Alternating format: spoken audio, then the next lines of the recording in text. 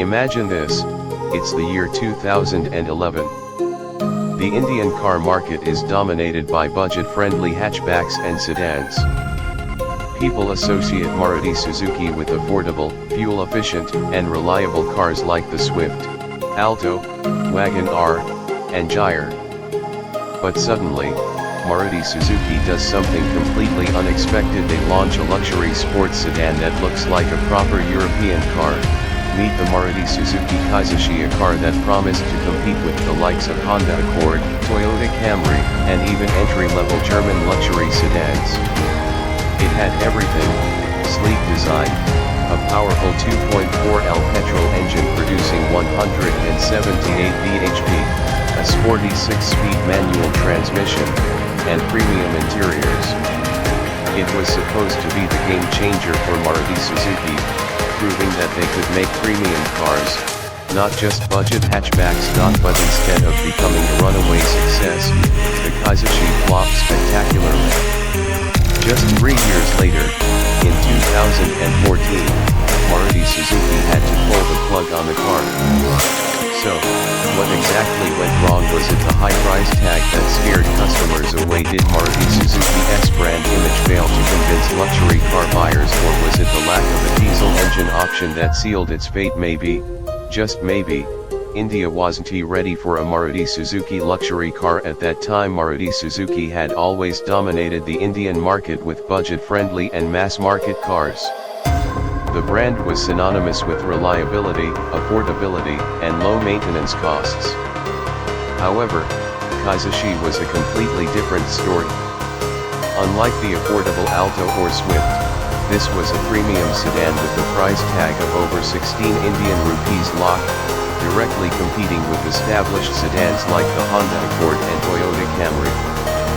But there was one major problem: Indians were not ready to associate Maruti Suzuki with luxury.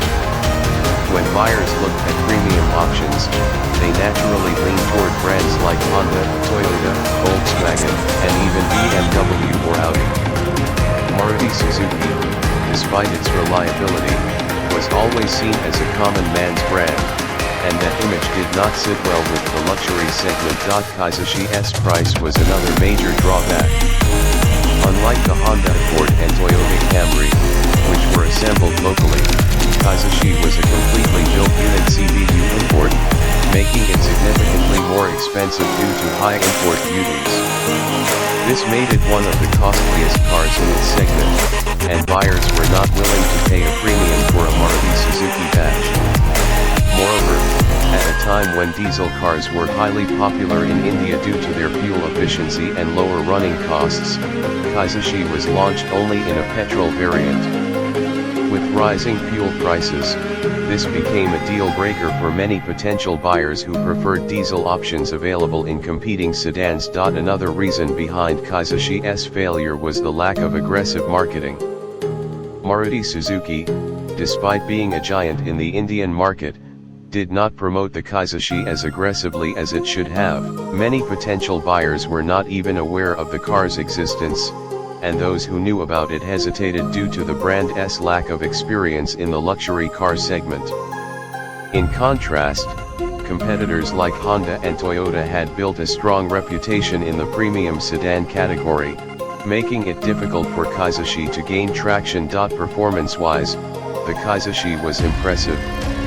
Its 2.4L petrol engine delivered 178 bhp, and with the option of a 6-speed manual and CVT automatic, it had the potential to attract driving enthusiasts. The handling was sharp, and the car felt solid on the road.